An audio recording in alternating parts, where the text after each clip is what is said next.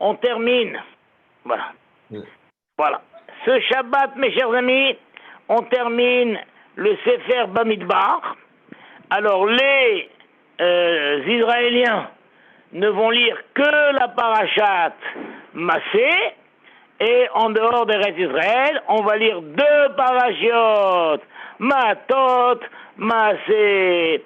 Et de cette manière, tout le monde termine ensemble le Perek Bamidbar. Et Shabbat prochain, donc pas ce Shabbat qui arrive, le Shabbat d'après, tout le peuple juif ensemble se retrouve sur la parashat Devarim. Be'ezrat Hashem. Parashat Devarim. Donc là, nous sommes maintenant dans ce qu'on appelle les 3 parachiotes, 3 haftarot de Puranut. 3 haftarot de punition, en quelque sorte. C'est-à-dire qu'avant Tisha B'Av.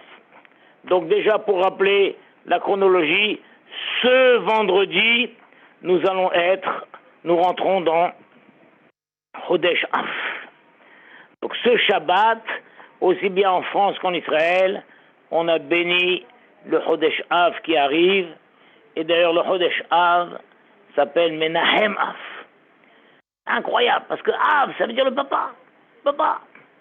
Donc, le papa, quand le papa est puni, des fois il punit, mais avec beaucoup d'affection, il sent que la seule solution qui reste, c'est de punir son enfant, mais il reste un père. Donc le mois le plus terrible de la destruction du temple, le mois le plus terrible, il s'appelle Av. Il s'appelle Av, le mois du père. Le jour où le père a décidé de détruire le temple. Incroyable. Et nous avons rajouté, la Gemara a rajouté, Menahem Av. Le père, il console. Il console, le père, il console. C'est une chose incroyable. Il y a un passou qui dit Mizmor le Asaf, Baou goyim menahaladecha, Timu ederalecha. Mizmor le Asaf. Mizmor, c'est un chant. Un chant de Asaf. Asaf, c'était un poète de l'époque du Beth Amikdash, l'instruction. Il a chanté.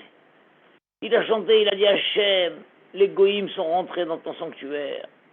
Ils ont tout détruit. Ils ont tout cassé. Ils ont tout saccagé. Alors on lui a demandé quoi, tu chantes? Tu chantes? Tu as fait de ça une chanson?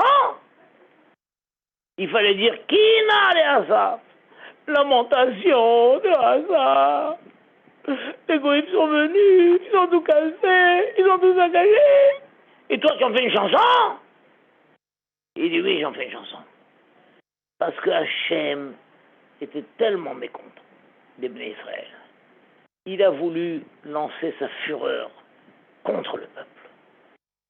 Et au dernier moment, il a détourné sa fureur et il s'est abattu sur les pierres et sur les bois. Et il a préféré détruire son temple plutôt que détruire son peuple. Incroyable ça. C'est pour ça que je chante. Incroyable ça. C'est comme on donne le machal. Il y a un père qui était en haut de la montagne. Il est monté, il a grimpé, c'est un alpiniste. Il a grimpé et il a dit à son enfant, toi reste en bas. Reste en bas, c'est trop dur pour toi de monter. Il monte. Et à un moment, il voit une grosse roche qui se détache de la montagne et qui commence à rouler. Ah! Il voit que la roche va écraser son enfant qui est en bas. Quoi faire? Et le père décide de se jeter. Il plonge. Et il arrive avant la roche et il recouvre le corps de son fils. Et il reçoit la roche sur lui et son fils est sauvé. Incroyable. Hachem, la colère d'Hachem était terrible, la colère s'est déclenchée. La colère, elle va venir. Elle va tuer le peuple. Hachem dit non. Qu'est-ce que Hachem a fait? Rap! Il a mis son Beth Amikdash et sa colère s'est abattue sur le Beth Amikdash, et le peuple a été sauvé. Incroyable. Incroyable l'amour d'Hachem envers son peuple. Et Hachem, il nous dit, en vertu de cet amour dont je vais preuve pour vous, qu'à chaque fois, il veut mettre en voie à chaque fois dans l'histoire où le peuple juif a failli disparaître, ça s'arrête toujours d'une manière miraculeuse. Jusqu'à présent, on ne comprend pas comment la Deuxième Guerre mondiale s'est arrêtée. Comment qu'ils avaient on ne comprend pas comment l'Inquisition, comment toutes les trucs là. À chaque fois, il y a un arrêt miraculeux qui fait que le peuple juif, il relève la tête et revient. Et Hachem nous demande à nous de faire preuve entre nous de ce même amour. J'ai lu hier une histoire qui m'a bouleversé. C'est arrivé en Amérique. Une petite fille de 9 ans. 9 ans. Alors, comme tous les enfants, et surtout en Amérique, elle se bourre de sucreries. Elle se bourre. Et chaque fois, la maman lui sert un plat de légumes. Non, elle ne veut pas. Et la mère dit, mais tu dois manger des légumes, c'est pas possible, on ne peut pas se nourrir de bonbons et de bêtises. Non. Et un soir, sa mère a servi des brocolis. Mange, ça m'écoeure, la mère a dit, tu dois manger, c'est sain demain. Et la fille dit, maman, il y avait maman et papa, si je mange ces brocolis, vous accepterez la demande que je vais vous faire après. Alors ils se sont dit, qu'est-ce qu'elle peut demander, une fille de 9 ans? Qu'est-ce qu'elle peut demander? Elle ne peut pas demander un collier en perles. Qu'est-ce qu'elle peut demander? Ils ont dit, d'accord, mange et on fera tout ce que tu veux. Et la fille, elle s'est forcée à manger. Ça lui a pris une demi-heure. Un calvaire. Une fois qu'elle a terminé de manger, alors les enfants, les parents rigolants lui ont dit, bravo, très bien, alors, c'est quoi que tu veux? Qu'est-ce que tu demandes? Elle leur a dit, vous avez promis. Bien sûr qu'on a promis. Vous avez promis. Les parents commençaient à se dire, oh là là, on a peut-être promis un petit peu à la légère. Il dit, oui, on a promis, allez, dis, qu'est-ce que tu veux? Il dit, d'abord, asseyez-vous. Asseyez-vous. Ah oui? Et promettez-moi de ne pas tomber à la renverse de la chaise. Oh là là, les parents ont dit, mais qu'est-ce qu'elle m'a demandé cela? Ils ont dit, voilà, d'accord, on est assis, on s'accroche bien à la chaise, alors qu'est-ce que tu veux demander? Elle dit, je veux que vous me rasiez toute la tête et que vous m'achetiez un foulard et mettez le foulard et je veux aller à l'école dans cet état. Quoi? Mais ça va pas, tu es tombé sur la tête. C'est quoi cette histoire? Te raser la tête, là, mais ça va pas, là. Vous avez promis. Non, on n'a pas promis. On n'a pas promis pour une tête bêtise. C'est quoi ça? Vous avez promis, papa, maman, vous avez promis. À ce moment-là, c'est fini, je vous crois plus, vous avez promis. Et là, la mère, elle se lève, elle va dans sa chambre en pleurs, elle dit, mais qu'est-ce qu'on a fait de promettre? Il y a hors de question, on va pas lui raser la tête, c'est quoi dire raison? Le père, il rejoint la mère dans la chambre, il lui a dit, écoute, on joue très gros là. Si on n'accepte pas ce qu'elle a demandé, on va perdre sa confiance à jamais. On n'a pas le choix. On lui a promis. Mais pourquoi elle demande ça? On ne sait pas. Mais elle a promis. La mère dit d'accord, mais à ce moment-là, c'est pas moi qui l'emmène à l'école comme d'habitude, c'est toi qui l'emmène à l'école. D'accord, le père dit d'accord. Et trac, ils prennent le rasoir et ils rasent la tête de leur fille à ras complètement. Une boule de ping-pong, ils lui font la tête.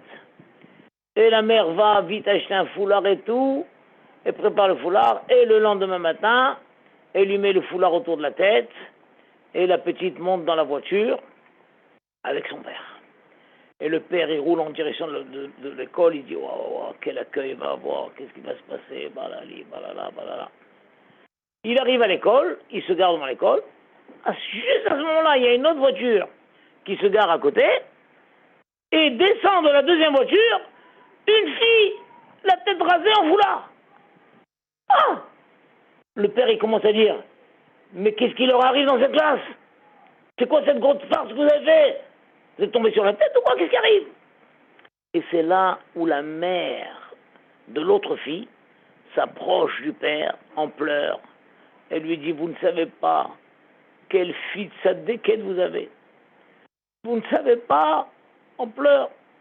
Elle lui raconte que sa fille, elle a subi une chimiothérapie et qu'elle a perdu tous ses cheveux.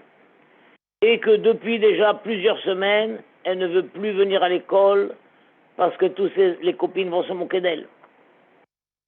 Et la seule enfant qui a gardé contact avec elle, c'est votre fille. Tous les jours, elle appelle. Elle lui dit, viens à l'école. Oh, je ne veux pas venir, ils vont se moquer de moi. Viens à l'école. Et votre fille lui dit, oui, je te comprends, mais quand même, viens. Voilà. Et il y a quelques jours, votre fille lui a dit, tu sais quoi, j'ai une idée. J'ai une idée. Moi aussi, je vais me raser la tête et je vais venir en foulard. Comme ça, on sera deux à supporter les moqueries. Tu ne seras pas seul. Et ça sera plus léger. Mais laisse-moi le temps de convaincre mes parents. Et hier soir, votre fille a appelé ma fille et lui a dit, ça y est, j'ai la tête rasée. J'ai la tête rasée. Ma mère va m'acheter un foulard et demain, je viendrai. Donc tu peux venir toi aussi. Et comme ça s'est passé, les deux filles font leur irruption dans la classe. La maîtresse dit, ah, mais qu'est-ce qui se passe? Et la mère en pleurs dit à la maîtresse, regardez cet enfant de Sadéquette qu'il y a dans cette classe. Elle s'est rasée la tête. Elle a demandé à ses parents de lui raser la tête elle aussi, pour qu'à eux deux, ils affrontent les ricaneries des autres élèves. Et évidemment, l'effet ne s'est pas fait attendre. Au lieu que les autres élèves se moquent d'elles, elles étaient admiratives. Comment une enfant de 9 ans a eu la force de demander à ses parents de lui raser la tête et de mettre le foulard pour affronter à deux les moqueries. Et il n'y a pas eu des moqueries, il n'y a eu que de l'admiration. On se rend compte comme c'est beau cette histoire, une vraie histoire d'un enfant juif de 9 ans. Et bien c'est ça qu'Hachem il veut.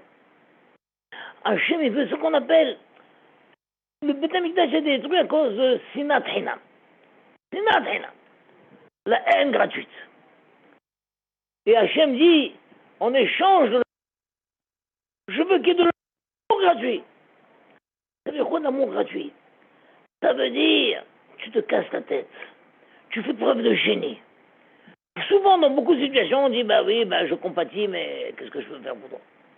Donc la petite fille, elle aurait pu dire, je te comprends, c'est vrai, c'est dur, mais fais un effort et tout. Écoute, qu'est-ce que je peux faire pour toi? Il faut faire preuve de génie à t'entendre. Bien sûr, je peux faire quelque chose pour toi. Je vais me raser moi aussi la tête. On rentrera toutes les dents, vous là. Oh.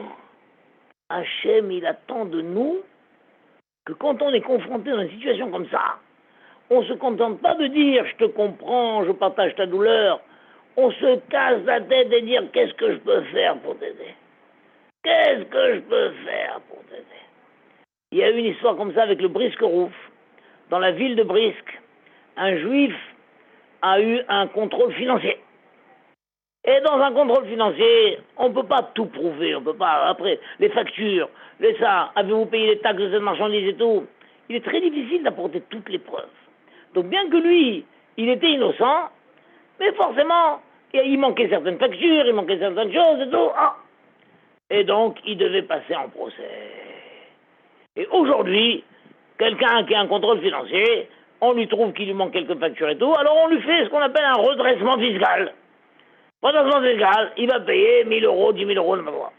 Mais à cette époque-là, surtout quand c'était des juifs, hop là, il n'y a pas de redressement fiscal. Sibérie, 1 an de Sibérie, 2 ans de Sibérie, 3 ans de Sibérie, dans le gel là-bas, et la plupart mouraient en Sibérie. Donc ce juif est venu voir le Brisker-Ruf, il lui a dit, j'ai un procès, je risque gros, je risque la Sibérie, nous. Bravo, faites quelque chose pour moi. Le Rav lui a pas dit, je peux rien faire. Qu'est-ce que le Rav a fait? Il a appelé un avocat, un célèbre avocat. Il lui a dit, écoutez, je suis dans une sale affaire. Il y a eu un contrôle financier dans les comptes de la communauté. On n'a pas pu tout prouver, justifier les dons, les dépenses et tout. Et en tant que Rav, je dois paraître en procès. Vous pensez que c'est grave? L'avocat lui dit, comment c'est grave? Mais c'est très grave! C'est très grave! Le Rav risque la Sibérie! Oh, le Rav lui a dit, et on peut faire quelque chose. Il lui a dit, il faut à tout prix éviter le procès, que le procès n'ait pas lieu. Parce que même dans le doute, ils en vont en Sibérie. Et le Rav a dit, mais comment on peut éviter le procès? Il lui a dit qu'il n'y a qu'une seule solution. C'est s'introduire dans les bureaux du secrétariat du tribunal et essayer de s'emparer du dossier et faire disparaître le dossier. Le Rav lui a dit, mais une telle chose est possible? Il lui a dit, c'est très risqué. Rav, il est vrai que j'ai mes petites et mes grandes entrées dans le secrétariat. Je rentre facilement. Et Rav, je suis prêt, pour le Rav, à prendre le risque d'essayer de fouiller dans les dossiers, de m'emparer du dossier et de sortir avec. C'est un très grand risque, Rav. Je cours gros. Je cours la mort. Très très dur, Rav. Mais pour le Rav, je le ferai. Une fois qu'il lui a dit pour le Rav, je le ferai, le Rav lui a dit, alors mon cher ami, il ne s'agit pas de moi.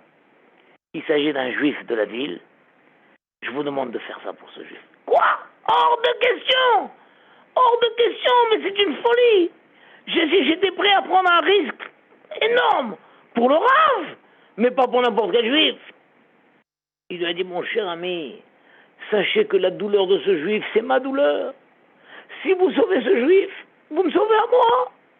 Et si ce juif est condamné, c'est moi qui suis condamné. Je vous en supplie. Et c'est pour ça que je me suis permis de mentir, parce que je voulais voir jusqu'où on peut aller pour me sauver. Puisque vous étiez prêt à aller jusqu'à rentrer et dérober le dossier, je vous demande de le faire maintenant pour lui. L'autre a dit, Rav, alors vraiment, je vous demande une bracha, que tout se passe. Et le Rav a dit, je vous donne une bracha, que tout se passera bien et que vous y arriverez. Effectivement, il est rentré, il a réussi à dérober le dossier, et là qu'on a brûlé le dossier, et le procès n'a pas eu lieu. Mais là, Vatrenam. Ça veut dire, là, nous vivons dans une période où Hachem dit, le temple a été détruit à cause de la haine gratuite. Je vais le reconstruire, mais vous devez faire preuve d'amour gratuit. C'est quoi l'amour gratuit? Quand je peux, je peux, quand je peux pas, je peux pas, non! Même quand tu peux pas, réfléchis. Réfléchis. Comment tu peux trouver une solution? Réfléchis. Il y avait au Canada. Au Canada, dans la ville de Montréal, un grand rave, un grand sadique qui s'appelait le Rabbi de Tosh. Le Rabbi de Tosh, c'est un grand sadique. Lui, il avait des institutions, des écoles, des yeshivot et tout. Et lui, un de ses grands leitmotifs, c'était ne jamais renvoyer un enfant. Ne pas renvoyer un enfant, ni de l'école, ni de la yeshiva. Ne pas renvoyer, ne pas renvoyer, ne pas renvoyer. Cassez-vous la tête, trouvez une solution, ne le renvoyez pas, ne le renvoyez pas. Quand on envoie un enfant de l'école, de la yeshiva, c'est comme si nous sommes en plein déluge. Il y a le déluge partout dans le monde, et il y a quelques rescapés qui sont dans l'arche, et tout d'un coup on décide de jeter quelqu'un de l'arche. On le jette de l'arche, il va où? Alors on le jette dans le déluge. Le monde, c'est un grand déluge. L'école juive, la yeshiva, le Beth Midrash, c'est une arche, c'est l'arche de Noé.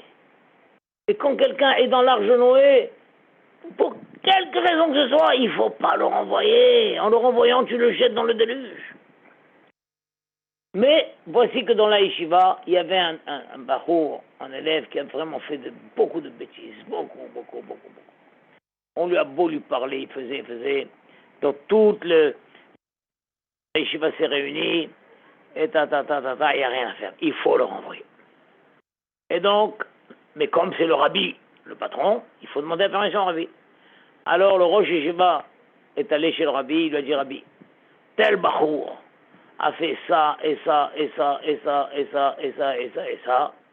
nous avons décidé de le renvoyer. On peut bien faire d'autre. Qu'est-ce que le Rav dit? Alors le Rabbi a dit, c'est vrai. S'il a fait tout ça, il faut le renvoyer. C'est vrai. Alors le Rosh va dire, alors donc on le renvoie. Il dit, j'ai pas dit ça. J'ai pas dit ça. J'ai pas dit ça. Laisse-moi réfléchir. Laisse-moi réfléchir. Et le Rabbi se plonge dans ses réflexions et cherche.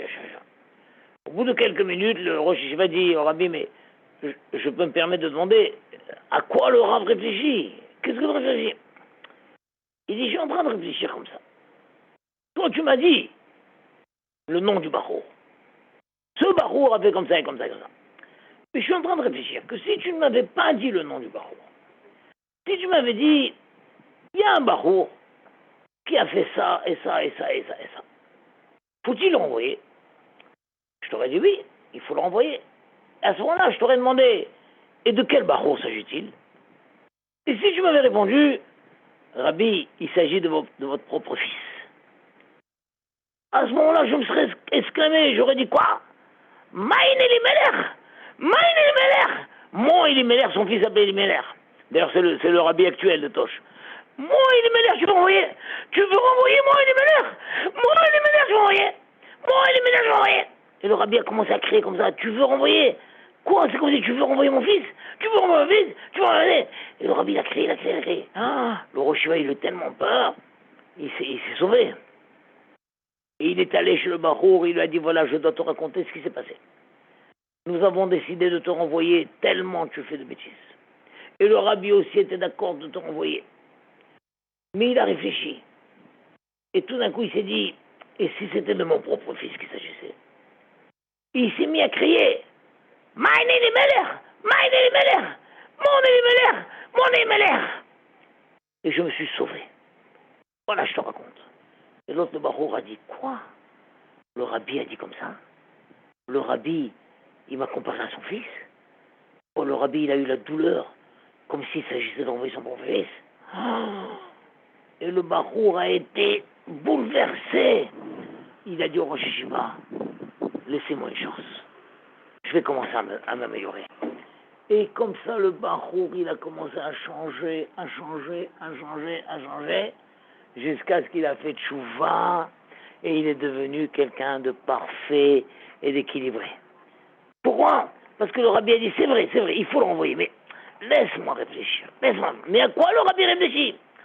Je suis en train de réfléchir que si tu m'avais pas dit le nom, si tu m'avais raconté tout, et qu'après ça, je t'avais demandé comment s'appelle ce Bachour, waouh, vous vous rendez compte?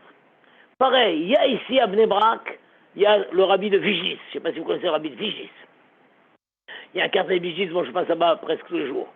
Et il a une grande cour chez lui, le Rabbi de Vigis, et presque tous les jours, il y a une choupa là-bas. Tous les jours. Et c'est lui qui fait la choupa, c'est là-bas. Évidemment, il ne va pas au repas, il ne peut pas aller à tous les repas. Et une fois, après la choupa, il s'est adressé au père du garçon, et il lui a dit, s'il vous plaît, après la soirée, quelle que soit l'heure, appelez-moi. Voilà, appelez mon secrétaire, et vous lui direz que j'ai demandé de vous parler, et il viendra me réveiller, même s'il faut, quelle que soit l'heure. D'accord. Et la soirée, à 4 heures du matin, imaginez-vous. Le monsieur appelle le secrétaire, il le réveille, et il dit, voilà, le Rabbi a demandé que je l'appelle. Quoi? À ce heure-ci, oui, le Rabbi m'a dit que quelle que soit l'heure, il faut aller le réveiller, il veut me parler. Ah bon? Le secrétaire y va pour réveiller le Rabbi, et le Rabbi ne dormait pas en fait, il attendait cet appel. Et il lui a dit, Rabbi, il y a un tel au téléphone. Il dit, oui, j'attendais son appel. Et le Rabbi a parlé avec lui de 4 heures à 5 heures du matin, pendant 1 heure. Du coup, il a parlé, comment était le mariage, c'était quoi le menu, combien de gens il y avait, qui était l'orchestre, qui était le photographe, et comment était le khatan, comment était la galata. Pendant 1 heure, il lui a demandé de lui décrire toute la soirée, tout. À 5 heures du matin, le Rabbi lui a dit, ça y est, maintenant il est l'heure de se préparer pour la tfila. Alors le secrétaire, qui avait entendu cette conversation, a dit, mais excusez-moi Rabbi, mais quel sens avait cette conversation? Le Rabbi lui a dit, je vais te dire, cet homme-là est veuf. Et c'était son dernier enfant qu'il mariait.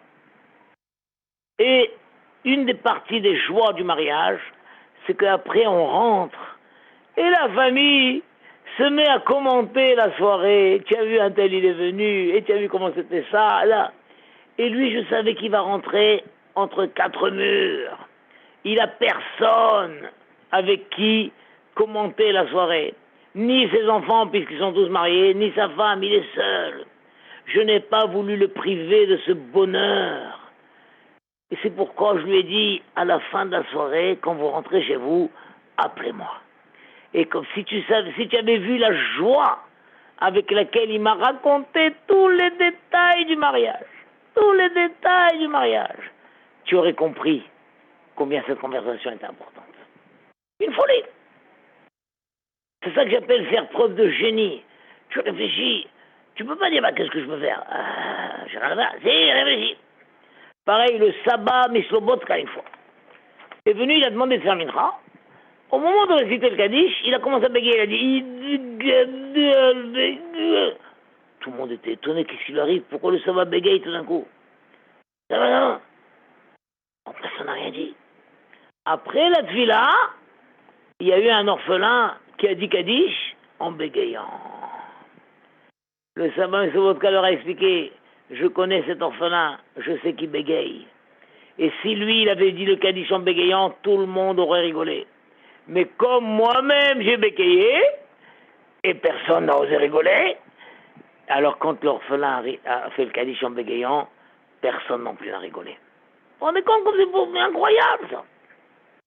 Il y avait quelqu'un qui avait une pizza, un commerce de pizza. Il est allé un jour chez le Rabbi David Feinstein, le fils de Ramoshe Feinstein. Il lui a dit, Rabbi, je vais fermer la pizza et déménager dans un autre quartier parce que les affaires marchent mal. Où tu vas, dans quel quartier? Quand il a dit le quartier, c'était un quartier où là-bas c'était surtout une communauté réformée qui était là-bas. Le Rabbi dit, mais c'est dangereux là-bas pour tes enfants, pour le bien. Il dit, mais Rabbi, qu'est-ce que je peux faire? Les affaires ne marchent pas. Le Rabbi lui a dit, laisse-moi réfléchir. Laisse-moi réfléchir. Le lendemain, Rabbi Feinstein est venu, il a acheté une pizza. Il est venu avec son secrétaire. Ils se sont assis là-bas pour consommer la pizza et ils sont restés longtemps et ont discuté. Les gens passaient, ils voyaient Rabbi David Feinstein, là, il rentrait, il dit Rabbi, je vois que vous êtes là, je peux vous poser une question? Il dit oui, prends la pizza et viens la manger avec moi. Du cara. Et au fur et à mesure, les gens ont pris l'habitude que le Rabbi, tous les matins, il passe une petite heure à la pizza et c'est un moment privilégié où on peut lui parler. Et vous savez combien de temps? Et donc les affaires sont remontées. Parce que chacun achète sa pizza, il vient l'asseoir. Il vient.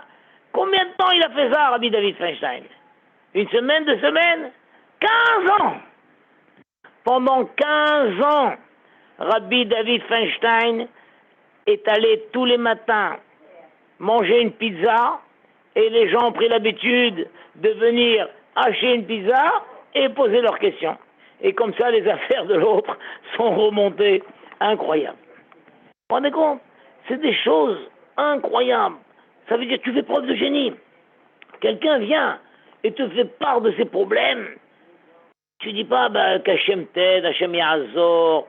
Vraiment, tu te réfléchis, tu te dis qu'est-ce que je peux faire pour l'aider? Qu'est-ce que je peux faire pour l'aider? Et c'est ainsi que le Briskourouv, il a dit, je vais transformer l'histoire et je vais dire que c'est moi qui ai imposé. Et c'est ainsi que le Rabbi de Vigitz, il a dit à l'autre, appelez-moi après la soirée, quelle que soit l'heure. Et c'est ainsi que le Rabbi David Feinstein, il est allé manger une pizza tous les jours pour sauver l'autre. Et c'est ainsi que le Rabbi Bissobotka, il a bégayé dans Kaddish. Et comme ça, des dizaines d'histoires où nous voyons comment nos Chachamim, nos Sadikim ont fait preuve de génie. Et comme ça, le Rabbi de Tosh, il a dit, quoi? Maïné Meler! Aïe! Vous voulez renvoyer mon fils? Voilà. Oh, non, ça va. Voilà, c'est ça qui nous attend. Dans cette période. Redoublons de Havatrinam. Faisons un effort, réfléchissons comment je peux aider l'autre. Et de cette manière, Akadosh Baruch Hu nous rendra le Beth Amikdash et nous réservera la Géoula B'ezrat Hashem. Amen, Keneasa. Voilà, mes chers amis, ça vous a plu? Merci, Rav. Merci. On a Chazak. enregistré toutes les histoires, on va les raconter le Shabbat. Génial, racontez-les les histoires, elles sont très belles. Voilà, je vous Très, aime très beaucoup, belle, qu'Hachem vous vraiment. bénisse. Chazak, très belles Amen. histoires. Qu'Hachem vous bénisse, au revoir mes amis, au revoir. Au À la revoir. Au semaine revoir. prochaine, vous êtes Hachem. À la Au semaine revoir, au prochaine. revoir. Au revoir. Au revoir.